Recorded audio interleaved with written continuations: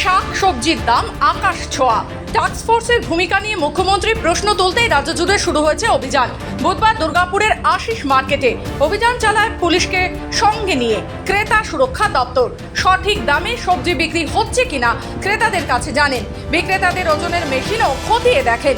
কোনো ওজনের মেশিনে গড়মিল দেখলেই কড়া ব্যবস্থা নিতেও দেখা যায়। ক্রেতা সুরক্ষা দপ্তরের আধিকারিক জানান, আমরা গোটা বাজার ঘুরে বেড়াচ্ছি, ক্রেতাদের সাথে কথাও বলছি, সবজির দাম জিজ্ঞাসা করছি বিক্রেতাদের কাছেও।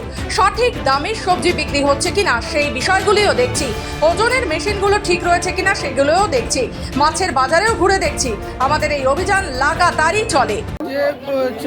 বাজারে দ্রব্যমূল্য বৃদ্ধিটা একটা জনগণের ভয়ঙ্কর সমস্যা, সেই উপলক্ষে আমরা স্পেশালি মার্কেটে ড্রাইভ দিচ্ছি যাতে কিছুটা কন্ট্রোল করা যায় আমাদের মেকানিজম দিয়ে।